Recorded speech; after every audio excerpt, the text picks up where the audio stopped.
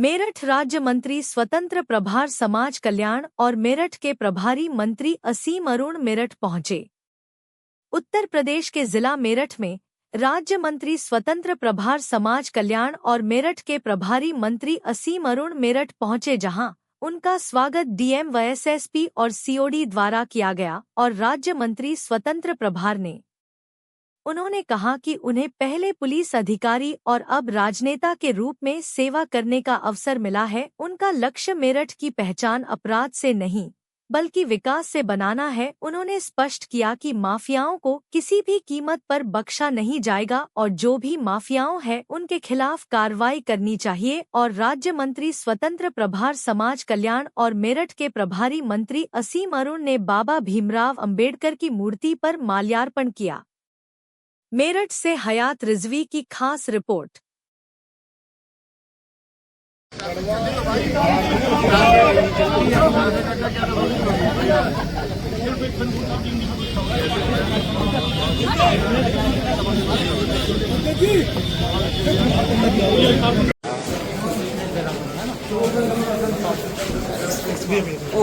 मोटे भैया एक मिनट यार, अरे यार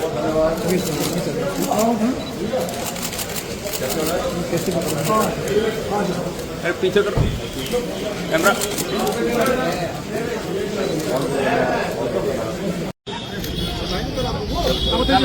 चल रहा हूँ बाबा साहब अमर रहे। सभी को मेरा प्रणाम, बहुत सारी शुभकामनाएं। मेरे लिए बहुत खुशी का पल भी है और भावुक पल भी है, क्योंकि मेरठ वो नगर है, वो जिला है जिससे मेरे परिवार का मेरा बार बार अलग अलग रूप में रिश्ता रहा। बहुत प्यार और सम्मान भी मिला। एक बार फिर राजनीतिक जीवन में, पुलिस के जीवन के बाद आदरणीय योगी जी ने प्रभारी मंत्री के रूप में दायित्व दिया है। मेरा प्रयास होगा कि मेरठ जनपद की प्रशासनिक व्यवस्था, मेरठ जनपद की राजनीतिक सामाजिक व्यवस्था, दोनों के बीच में तालमेल और जो अच्छे काम हो चुके हैं उनको और मजबूत किया जाए।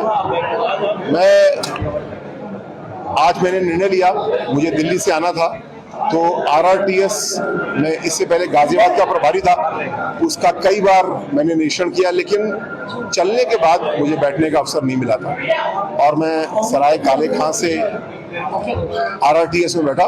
लगभग 50-55 मिनट में आ गया, बड़े आराम के सफर में। ये मेरठ के लिए, दिल्ली के लिए और पूरे एनसीआर के लिए उदाहरण है कि कैसे विकसित भारत की तस्वीर मोदी जी ने, आदरणीय योगी जी ने हम लोग को दी है। आने वाले समय में जो Ganga express way, RRTS, DME, eastern peripheral express way, airport Noida का, ये सब ऐसे इतने बड़े बड़े इंफ्रास्ट्रक्चर के कदम उठाए गए हैं कि पूरा एनसीआर और खासकर हमारा मेरठ आने वाले समय में बहुत तेजी के साथ में ग्रो करेगा। हमें ये भी ध्यान रखना है इस ग्रोथ में पर्यावरण का नुकसान ना हो, सामाजिक संतुलन, सामाजिक समानता अच्छे से बनी रहे।